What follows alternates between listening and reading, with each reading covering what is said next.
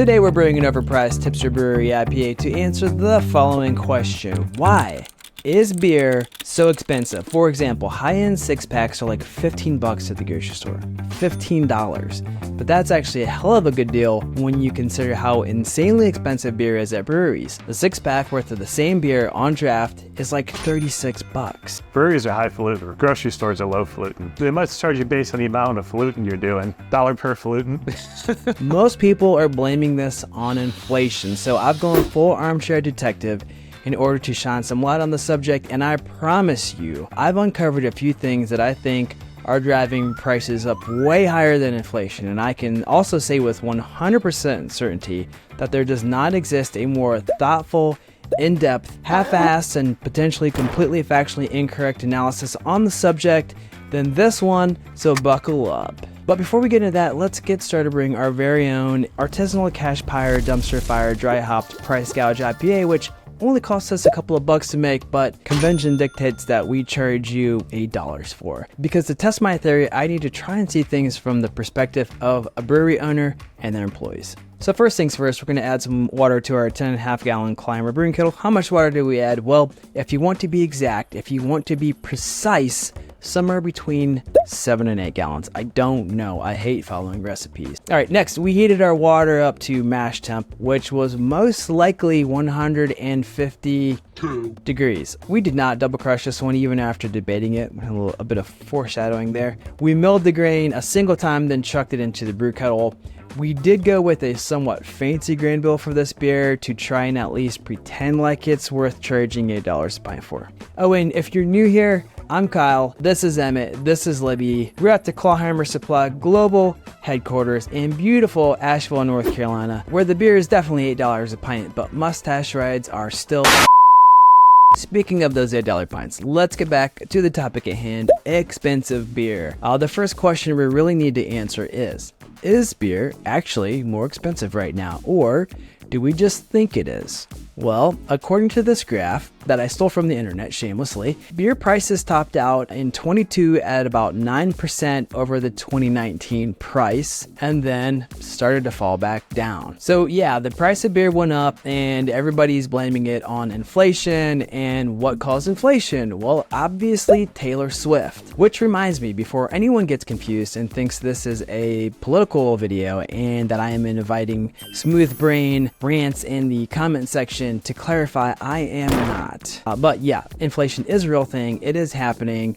I don't really need to explain that, but quickly, here are the inputs required for making beer. We have water, grain, hops, yeast, labor, energy inputs, packaging, and transportation. I actually found another chart on the internet with most of the stuff in it and then added some things and was able to kind of put it all together so we can look at it in one place. It's kind of hard to see, but the raw materials, the inputs required for making beer are still up like 20 to 40%. So yeah, much of the beer cost increases probably pretty straightforward post-COVID inflation aside from a few things. Number one, natural gas and barley have seen some of the biggest increases in price, and this is for two reasons. Number one, Russia is a huge supplier of natural gas, and Ukraine is actually the world's third largest barley producer. So it's kind of hard to farm barley when you're fighting a war, and the gas price has been impacted because it has become a tool of manipulation, and the rest of us are now in part paying higher beer prices for it.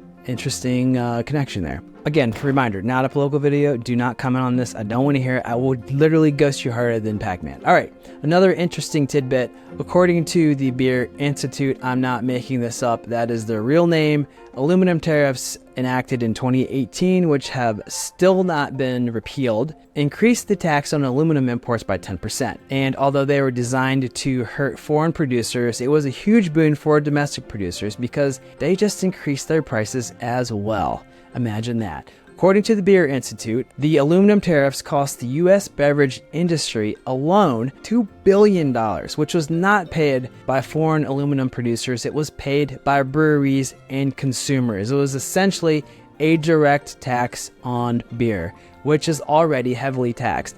And by the way, according to the study, most of the revenue generated didn't go to the federal government. It went to domestic aluminum producers. Anyway, I don't want to get too far into the weeds on any of this, partially because, in my opinion, none of this is the real reason that beer prices have absolutely skyrocketed. I will get to that in a second. Stay tuned for that. But before that, back to our overly expensive dollar store brewery IPA. We pulled the basket after the mash was complete. We let it drain, and then we tossed our spent grain on the ceremonial gruel pile. As always, pro tip to avoid attracting bugs and other pests to your house, make sure to toss the grains next to your neighbor's house. Following the mash is a boil, and the boil is where we add the hops. We boiled and then we added hops. We added quite a bit of hops because an expensive $8 brewery beer generally has lots of hops in it. So we somehow screwed up our gravity. Imagine that, and undershot. We rarely actually ever miss below. We're usually right on the money or above. And hey, maybe that's one of the other reasons that the price of beer has gone up. Brewers actually know how to brew beer, and they charge for it. So after the boil, we chilled the wort and added the beer to our super awesome fermentation cake, which, by the way, is finally in stock. I never thought I would actually get to say that, but check them out. They're on the site, climbers.supply.com. I'm headed up to the warehouse on Tuesday to start shipping everything out. So, hallelujah. Future Kyle here. I did go to the warehouse on Tuesday. We did not ship anything. Anyway, here's what happened. We are replacing all of the dip tubes on the cakes. The original dip tubes, we decided we just didn't like them. We've replaced like almost everything. We're not gonna ship this thing out unless it's awesome. And that's the bottom line. So while we were replacing the dip tubes, we discovered that we were having an issue with the springs that we have that were fouling up a little bit. It might be just due to the old crappy dip tube design, but we're not taking any chances.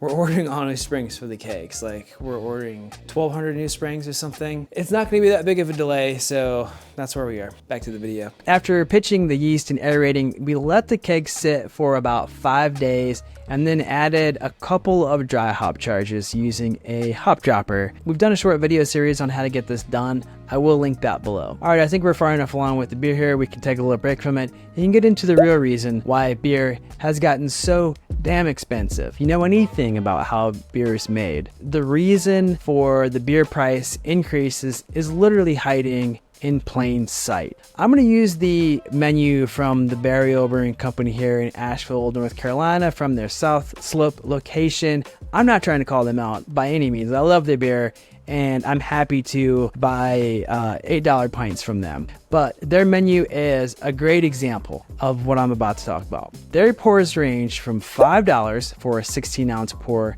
to $10 for an 8-ounce pour. The $5 pour is their flagship Surf Wax IPA, which is the beer that you are most likely to see on grocery store shelves or on tap at local restaurants. They've got some economy of scale built into this beer recipe. It's also a pretty straightforward recipe, standard simple grain bill, and it uses common hops. It also doesn't seem to use a ton of hops. It probably has a quick turnaround time in terms of fermentation. There's no dry hopping. There's no aging required. $5 makes sense for this beer. And here's where you can kind of start to see into the matrix if you look close enough. Looking at all the beers, as the amount of hops go up, we're going from a standard IPA to, say, something like a hazy IPA, which requires a lot of low alpha acid hops. The complexity of the beer increases, the raw materials requirements for the beer increases, the price goes up. Looking at the menu, here's where it starts to get interesting. Not surprisingly, as the complexity of the grain bill goes up, so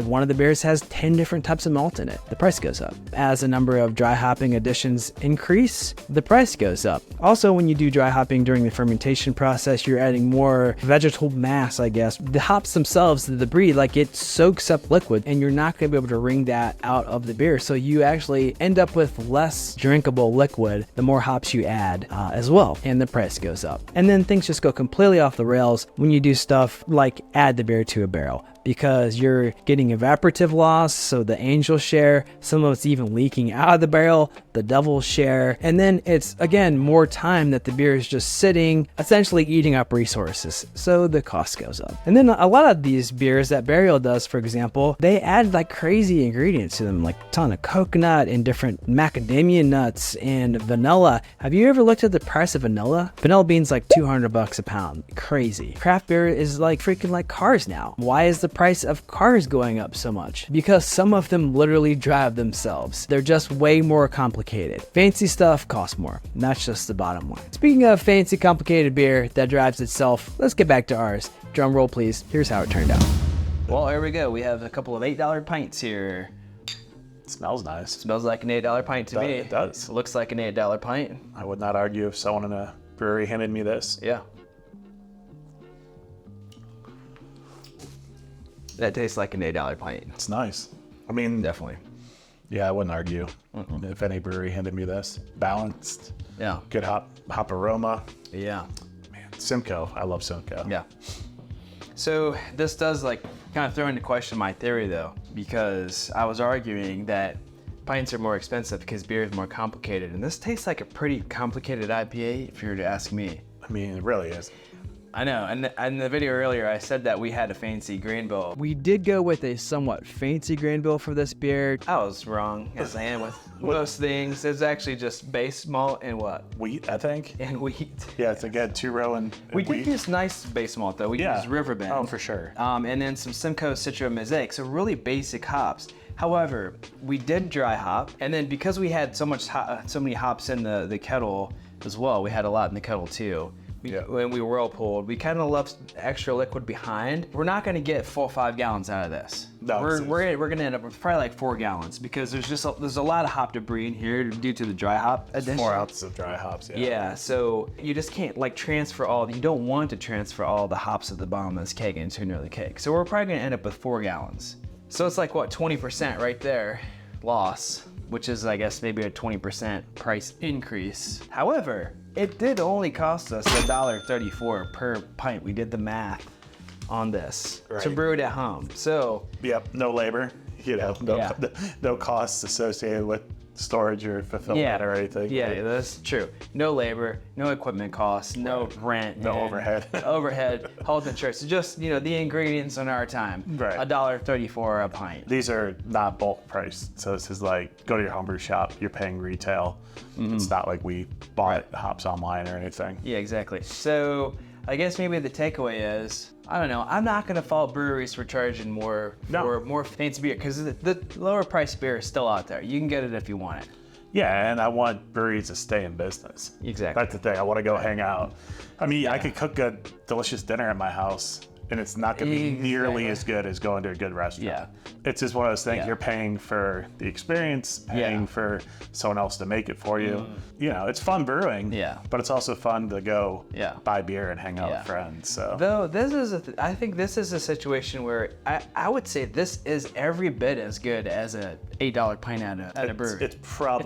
It's really it's a great. It's probably better than a lot of IPAs that are being served. It's super fresh. Yep. I mean, it's literally, we brewed it 2 weeks ago probably.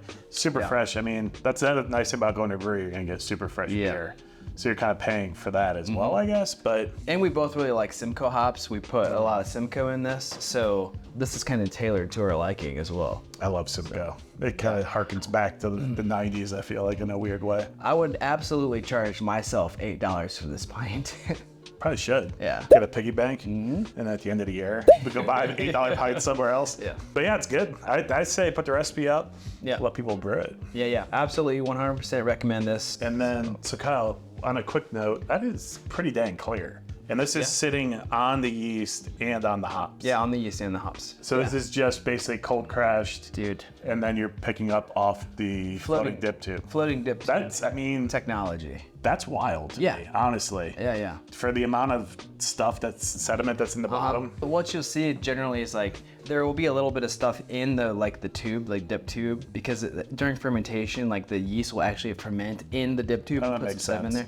Pour a few beers out. You'll get a little bit of hop debris and some whatever, but then it clears right You're out. talking about the little dip tube in the floater? Yeah, the floating, like the line in the keg. Yeah, gotcha. But I mean, that is no, crazy. Yeah, it works. It's a thing. Let's be honest, we're not going to transfer this off. No. All right, well, thanks for watching. We'll see you on the next one.